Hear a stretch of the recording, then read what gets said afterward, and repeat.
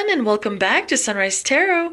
My name is Leah, and today I'm doing a reading for the beautiful sign of Virgo for the December 2021 time period. I hope all my Virgo friends are doing wonderful. As you know, this is a general reading, so there will be parts that do not resonate with you. Only take the parts that do resonate and leave the rest for someone else. I've already meditated on the cards, I've already shuffled the cards, and this is a spread that I have for you today, dear Virgo. In the past position, we do have the King of Wands, clarified by the Nine of Cups. In the challenging position, we have the Four of Swords, clarified by the Four of Wands. In the present position, we have the Six of Swords, clarified by the Eight of Pentacles. And in the future outcome position, we do have the Strength, clarified by the Queen of Cups. Really strong spread, dear Virgo. Let's start from the beginning. In the past position, you clearly took a risk because you do have the King of Wands. The King of Wands, he's very magnetic, he's very charming. He likes to help people achieve what they want to achieve. You know, he is able to kind of connect with people around him quite well, and as a result, he can progress in life or in projects or in different situations much quicker. So this tells me that in the past you were able to use your skills and your experience, and you were able to take a risk which brought you quite a lot of satisfaction. We do see that the King of Wands here is clarified by the Nine of Cups. The Nine of Cups is all about feeling emotional stability and feeling emotional satisfaction, feeling like you are, where you're supposed to be, like doing what you're supposed to be doing. When you are in a place where you feel rather happy, your vibration is naturally high. When you feel stress and anxiety, that should tell you that you may not be in the right place or in the right situation, as because of the anxiety, of course. But definitely the King of Wands and the Nine of Cups is a great combination, and it provided a really strong foundation for you, dear Virgo, from which you continue to benefit to this day. Now, in the challenging position, we do have the Four of Swords, which is a card of rest. It's a card of taking a time out. But when it appears in the challenging position, it definitely means that you may be not getting enough rest, and as a result, you may feel excessively tired. Some of you may feel a little bit of a burnout. Others may feel like you're mentally overwhelmed by different things. It's important to remember that when you slow down, you allow yourself to feel. And when you allow yourself to feel, you allow yourself to heal. And when you heal, you, of course, grow. And sometimes slowing down is the most productive thing that you can actually do. When you do have the Four of Swords in the challenging position, it means that, you may feel some anxiety throughout the month of December. You may feel like you're being manipulated by someone, or that you are doing the manipulation of someone, and as a result, there may be some worry and restlessness associated with it. So definitely, dear Virgo, it is important to remember to meditate throughout the month of December, to drink plenty of water, to also stay in your own frame. Remember that when other people's energies start to kind of influence your own energy, that may create a feeling of feeling tired. And so you definitely want to make sure you're not allowing other people's energies to kind of, contaminate your own energy. It's very important to stand strong with your own belief system, with your own thoughts, and that requires you standing in your own frame, being grounded. And there are very many different techniques to feel grounded and to feel like you're staying in your own frame, so definitely check those out.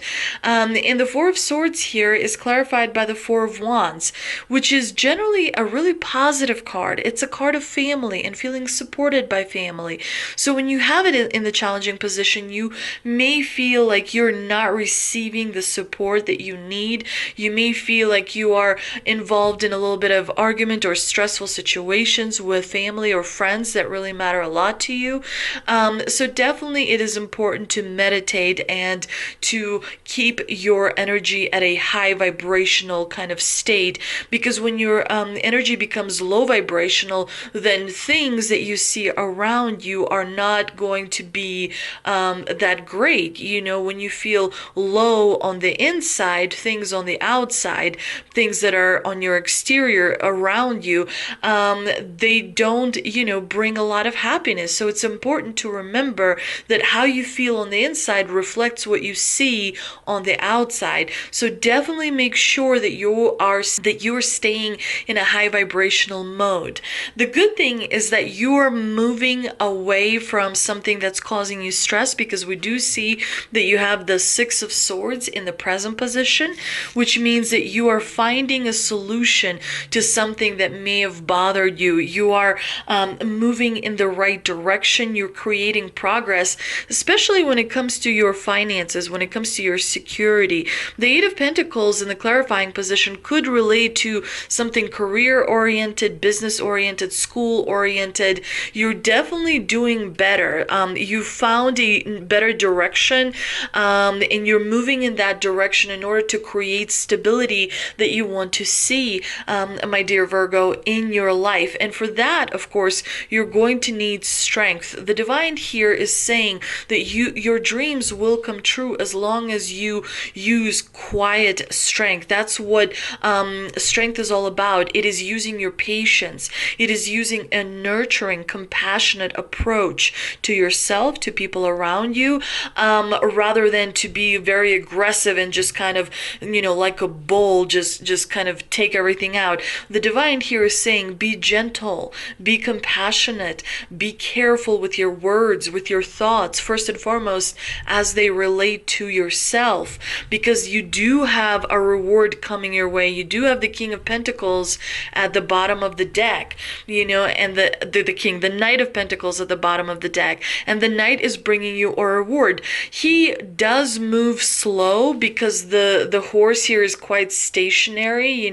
The horse is definitely taking its time, but the reward is on its way. And so you may find out about it in the month of December, but you're not really going to feel like the reward is coming until end of January or beginning of February. So it's going to take quite some time for the reward to actually materialize and come into your life. Now, the Queen of Cups here is in the clarifying position, which also reiterates the message of the strength.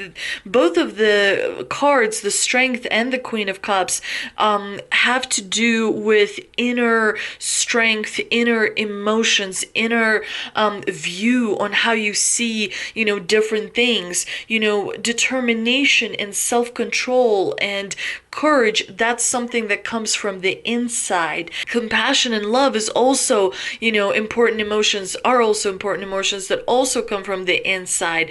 And so the divine here is suggesting that you need to balance how you feel on the inside before you can see all the wonderful, rewards on the outside. So make sure that you let go of what no longer serves you. Make sure that you're very compassionate to yourself, first and foremost, before you're compassionate to others, but definitely how you speak to yourself, the thoughts that you're experiencing, it very much relates to the Strength and to the Queen of Cups. The Strength likes to have that, patient approach to different things. Be patient.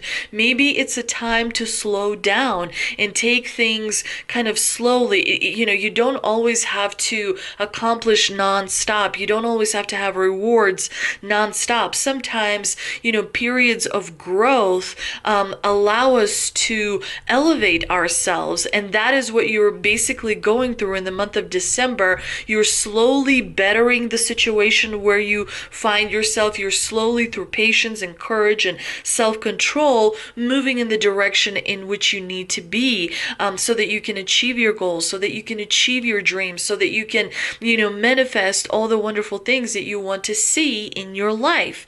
But let's see what we can clarify with the Shaman's Dream Oracle cards that I pulled. And we have Wailing Tree, Reconciliation, And the crossing, initiation, very interesting.